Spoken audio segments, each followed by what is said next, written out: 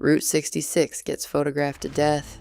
Cadillac Ranch, the Blue Whale, Wigwam Motel. Every travel channel has run the same 6 stops for the last 15 years. We're not doing that video. This is 10 towns off the mother road that most people driving it have never heard of. Not because they're hidden, but because there's nothing left to photograph. No gift shop, no mural, just concrete foundations, a name on a county map, and a reason people left that usually isn't the one you'd guess. These aren't the towns that show up on the postcard racks. Most of them never had a population past a few hundred people, even at their peak. What they have instead is paper. County deed records, newspaper archives, EPA files, in one case. And that paper tells a more useful story than any legend would. We're going roughly east to west, the way the road actually runs. Missouri, then Texas, then Oklahoma, then Arizona, then California. Same highway. 10 different ways to disappear. Real places, real records. Let's start in Missouri. Times Beach sat on the Merrimack River, about 17 miles southwest of St. Louis, right on Route 66. It was founded in 1925 as a resort town. A developer sold quarter-acre lots for a summer home plus a 6-month newspaper subscription, and it grew from there into a working-class community of about 2,000 people. In 1972 and 1973, the town hired a contractor to spray its dirt roads with waste oil to keep the dust down. That contractor, Russell Bliss, was also disposing of industrial waste for a chemical company that manufactured hexachlorophene. The waste oil he sprayed on Times Beach's roads was contaminated with dioxin, specifically TCDD, one of the most toxic dioxin compounds known. Nobody in Times Beach knew this in real time. Horses died, birds died, children got sick. It took nearly a decade and a major flood in December 1982 for the EPA to test the soil and confirm dioxin contamination at levels roughly 100 times what the CDC considered safe for residential soil. In 1983, the federal government bought out the entire town, every home, every business, and permanently evacuated it. Roughly 2,000 residents were relocated.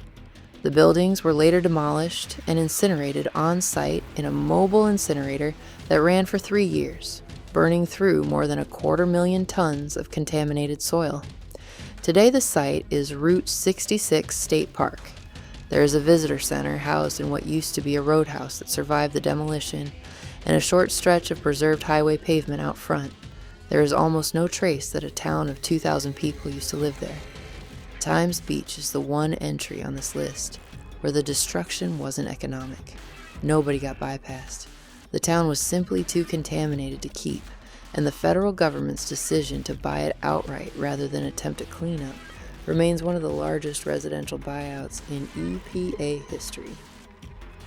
60 miles southwest of Times Beach, Arlington sat where Route 66 crossed the Frisco Railroad and the Gasconade River Basin. In the 1920s and 30s, it had a genuine claim to fame.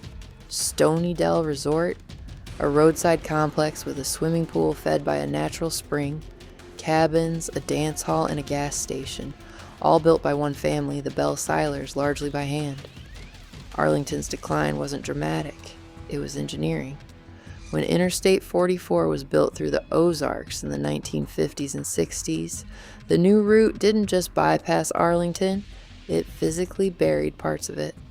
Sections of the interstate were built directly over stretches of the original Route 66 alignment near the town. Stony Dell's pool and foundations are still visible today, down an embankment, cut off from through traffic, visited mostly by Route 66 history groups who know exactly where to park. There's no marked trailhead. No sign from the interstate shoulder tells you anything used to be there. The only reason Arlington shows up on any list at all is that a handful of preservationists mapped the old alignment section by section, cross-referencing 1940s survey plats against what the interstate construction crews actually paved over. Conway is smaller and stranger because it didn't die from the interstate. It died gradually, decade by decade, while technically staying on the map. In the 1920s and 30s, it had tourist courts, cafes, and service stations serving Route 66 traffic between Springfield and Lebanon. A brick schoolhouse went up in 1930, a real marker of a town that expected to keep growing. It didn't. Interstate 44 replaced Route 66 through the area in stages through the 1950s and 60s, siphoning off through traffic a little at a time, rather than all at once. There was no single closure date, no single bankruptcy. Businesses closed one at a time over 20 years, until what's left is a scatter of foundations and a handful of houses along the old alignment, a pattern that's easy to miss because nothing about Conway looks like a disaster. It just looks like it slowly stopped. The 1930 schoolhouse is the most legible marker left. It was built brick, meant to last, and it outlasted the reason it was built. Enrollment records from the following decades show the same curve as a dozen small Ozark towns nearby. Fewer students every year, with no single year explaining the drop. Alanreed sits in Gray County, Texas, laid out in 1900 by the surveying firm Alanreed, which is where the double name comes from. It didn't matter much until the Panhandle oil boom of the 1920s and the paving of Route 66 arrived at nearly the same time, and Alanreed briefly became a genuine boomtown, with hotels, a bank, and multiple service stations. Alanreed also matters for a specific reason. It was the last reliable stop before the Jericho Gap, an 18-mile stretch of unpaved Route 66 through black soil that turned to axle-deep mud and rain. Drivers would wait in Alanreed for the road to dry, sometimes for days, which is part of why the town's economy briefly outsized its population.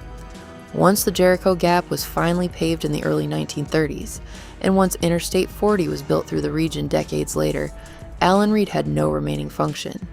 The town holds what's documented as the oldest standing church along the Texas stretch of Route 66, built in 1904, and the oldest cemetery along the Texas route, both still there, both still technically active, in a town whose population is now measured in single digits. What made Alanreed a boomtown is the exact thing that makes it easy to overlook now. Its importance was tied entirely to a road condition, not to any industry, resource, or rail line of its own. Fix the road, and the reason for the town evaporates with it.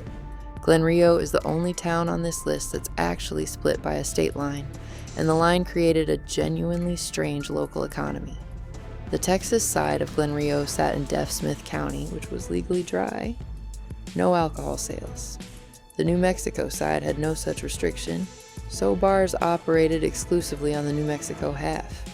Conversely, New Mexico's side of the county line had a higher gasoline tax, so gas stations clustered on the Texas side. Route 66 ran straight through the middle, meaning a driver could buy cheap gas on one side of the road and a drink on the other, without changing which town they were in. Glenrio peaked at a few hundred residents through the 1950s.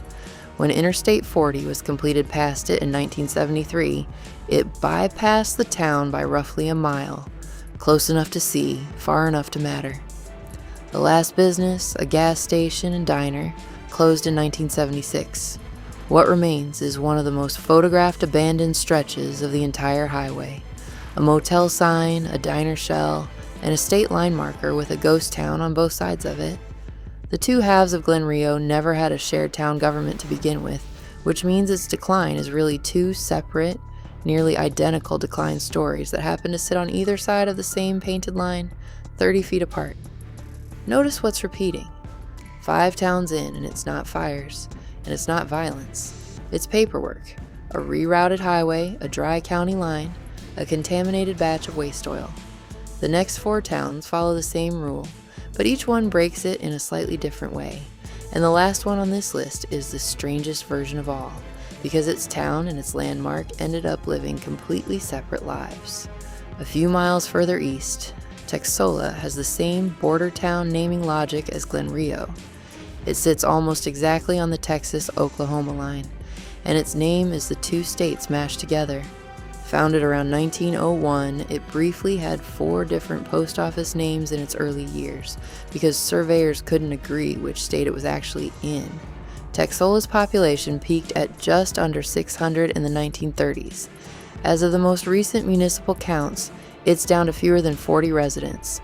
The restored Magnolia service station still stands as a Route 66 landmark, and one bar, the Bar None, still operates, meaning Texola occupies an odd category, technically incorporated, technically inhabited, but functionally a ghost town with a working bar in the middle of it.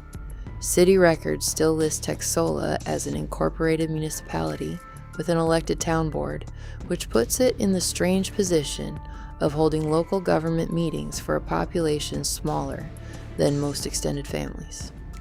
Foss sits on the North Fork of the Red River in western Oklahoma, and it's a Dust Bowl story as much as a Route 66 story. The town was platted in 1902 and grew steadily through the early 20th century, serving as an agricultural shipping point on the railroad before Route 66 arrived. The Dust Bowl years of the 1930s hit Foss especially hard. Persistent drought and soil erosion pushed a large share of the surrounding farm population out of the region entirely, and the town never fully recovered its population base. What finished the job was the same story repeated across this list. Interstate 40 bypassed Foss in the 1960s, cutting off the highway traffic that had partly offset the agricultural decline. Foss Lake and Foss State Park, built later nearby, brought some new activity to the area, but the original town site itself is largely abandoned. A general store shell, a former school, and a scattering of houses along what used to be the highway frontage. Foss is one of the clearer cases on this list, of a town absorbing two separate blows a generation apart.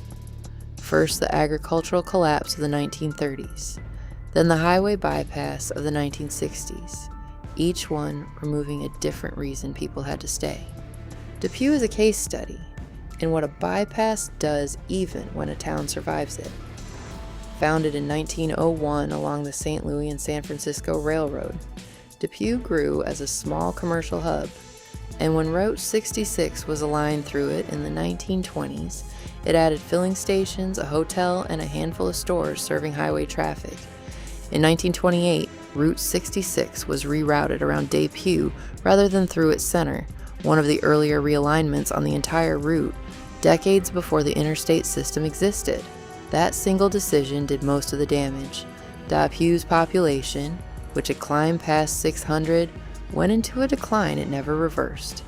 Today it holds a few hundred residents, officially incorporated, technically alive, but its downtown commercial strip, brick storefronts built for a highway that no longer runs through them, sits mostly empty, a preview of what would happen to dozens of larger towns once the interstates came. DePew is worth including precisely because it's not fully dead. It's the clearest evidence that a bypass didn't need to kill a town outright to hollow it out. Losing the road traffic was enough on its own. Two Guns sits on the east rim of Canyon Diablo, about 30 minutes from Flagstaff. Homesteaders Earl and Louise Cundiff settled the land in the 1920s and built a post office, restaurant, and service station. They leased part of the property to a man named Harry Miller, who built out a roadside zoo on the site, mountain lions among other animals. A year before, Route 66's Canyon Diablo Bridge, built in 1915, brought steady traffic directly past the property. The site sits near what's documented historically as the location of an 1878 massacre, where a band of Navajo killed a group of Apache who had taken refuge in a cave along the canyon, an event that gave the area a grim local reputation well before the zoo or the highway existed. Miller's zoo operated with real friction between him and his landlord, and the business itself was short-lived and troubled even by the standards of early roadside attractions. By the time Route 66 was decommissioned in 1985 in favor of Interstate 40, which runs directly alongside the old site, Two Guns had already been abandoned for decades.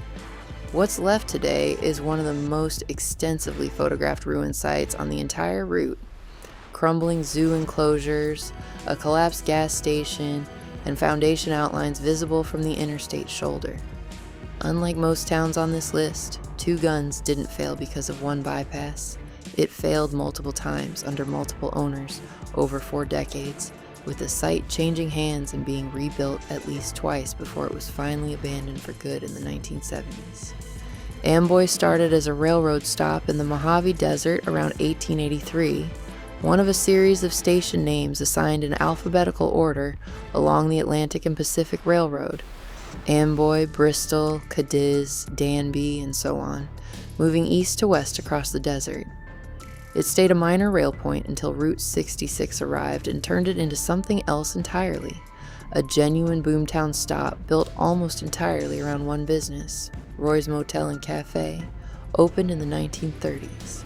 At its peak in the 1950s, Amboy had a few hundred residents, a school, a church, and enough through traffic to sustain multiple businesses beyond Roy's. Interstate 40 was completed past Amboy in the 1970s, several miles north, and the town's population collapsed within a decade to nearly nothing. Roy's neon sign and its retro futurist architecture made it an accidental icon anyway, photographed for decades as a symbol of the whole highway's decline, even as the actual town around it emptied out to a population that for long stretches has been in the single digits. Amboy is the clearest example on this list of the gap between a town and its landmark. Millions of people know Roy's sign from film and photography. Very few of them could tell you Amboy was ever a functioning town with a school and a church, because almost none of that is left to see. 10 towns, 3 states. 9 of them were killed by the same cause wearing different clothes. A highway that was built and then replaced by a faster one, sometimes literally on top of it. Times Beach is the outlier, the only one on this list where the road itself wasn't the killer. What's left in all 10 places isn't folklore. It's foundations, county records, and a paved line running past all of it that most people drive without slowing down. Some of these towns, like DePew and Texola, are still technically inhabited. A handful of people, a working bar, an elected town board with almost nothing left to govern. Others, like Times Beach, were erased so completely that a state park now sits on top of the evidence. Either way, the record survives even where the town didn't, and that's the version of these places worth remembering. Not the ghost story, the paperwork. Real places, real records, no filler.